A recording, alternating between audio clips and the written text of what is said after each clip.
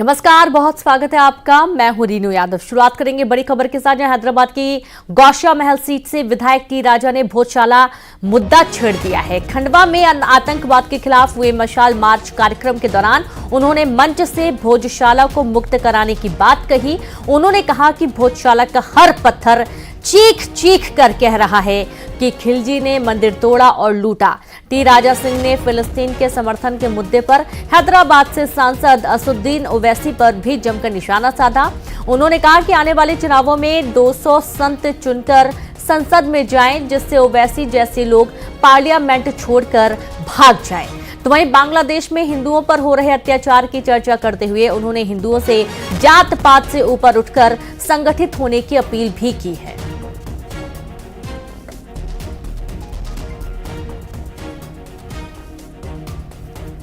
हमारे भोजशाला को मुक्त करना है।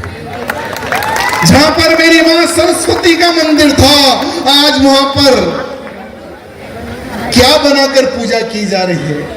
अरे हर वो पत्थर चीख चीख कर कह रहा था कि ये प्राचीन मंदिर है, खिलजी ने मंदिर को तोड़ा लूटा।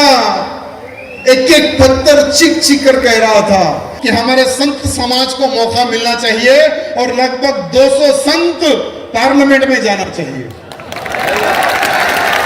और जिस दिन हमारे 200 संत पार्लियामेंट में चले गए, उस दिन क्या होगा? पार्लियामेंट में बैठे ओवैसी जी पार्लियामेंट छोड़ के भागेंगे।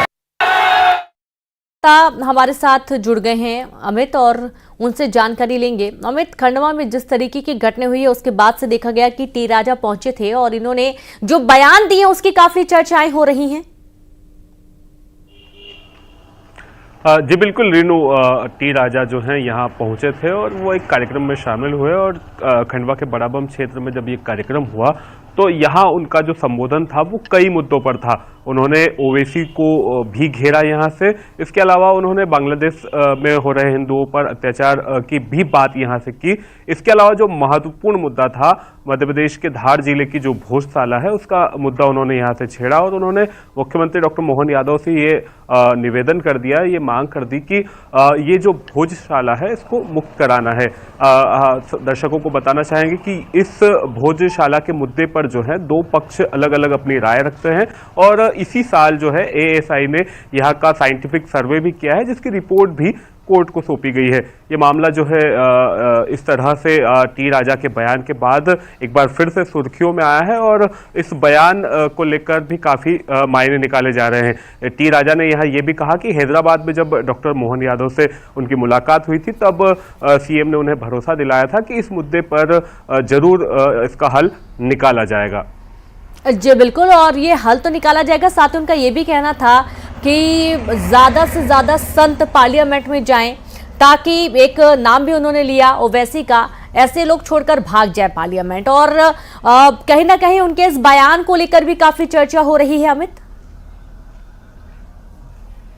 जी बिल्कुल, टी राजा ने स्पष्ट रूप से कहा कि जो देश है हमारा वो संतों का देश है। और उन्होंने यहाँ तक कह दिया कि अगली बार जब चुनाव हो तो पार्लियामेंट में जो है संतों को अधिक से अधिक मौका मिलना चाहिए और 200 संत जो है पार्लियामेंट में चुनकर जाना चाहिए, ताकि वहां वो उस तरह से बात कर सके। और सिर्फ उन्होंने इतना ही नहीं कहा, उन्होंने ये भी कहा कि संतों के हाथ में कलम कम रहती है और जो है बाकी जिक्र किया उन्होंने कि उनके डंडा और हथियार वो रहते हैं। तो इस तरह से देश को आगे बढ़ाने का काम वो करेंगे।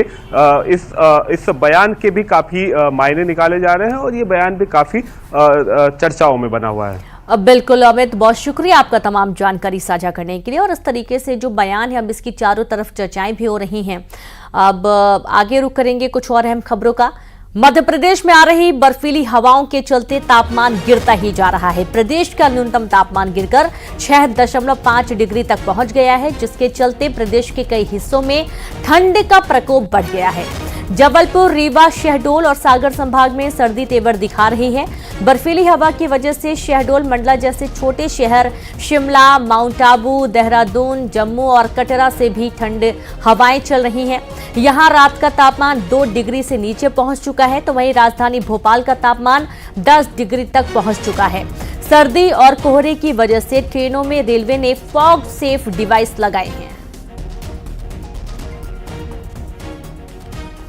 तो मध्य प्रदेश में आ रही बर्फीली हवाओं के चलते तापमान लगातार गिरता जा रहा है। प्रदेश का न्यूनतम तापमान फिर गिरकर 6.5 डिग्री तक पहुंच गया। संवाददाता कृष्णा साहू जुड़ गए। कृष्णा, सर्द हवाओं के चलते तापमान गिर गया है, किस तरीके के हालात हैं वहां पर?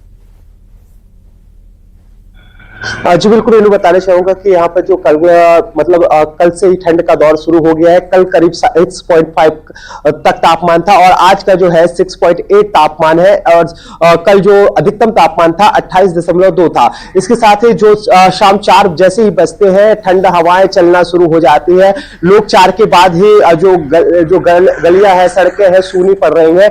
यहाँ पर लगातार जो है ठंड और सर्द हवाएं तेजी से अपना प्रभाव डाल रही हैं, जिसके कारण लोगों को अत्यधिक परेशानियों का भी सामना करना पड़ रहा है। और जो जिस तरीके से ठंड पड़ रही है, इसको लेकर अभी तक नगर पालिका की ओर से अलाव की व्यवस्था नहीं की गई है और इसके साथ ही रैन बसेरों में भी अभी पर्याप्त सुविधाएं नहीं की गई हैं। और जिस तरीके से अभी ठंड पड़ रही है रेनू, उसको देखते हुए यहाँ पर लोगों ने स्कूल को 1 घंटे देर से शुरू करने की मांग की भी की है। रेनू, शुक्रिया आपका जानकारी के लिए। और इस तरीके से जो स्कूल हैं, जो छोटे बच्चे परेशान होते हैं सुबह सुबह, तो स्कूल का समय और आगे करने की मांग की जा रही है और इसके चलते ठंड के चलते लोग थोड़ा परेशान भी अब होना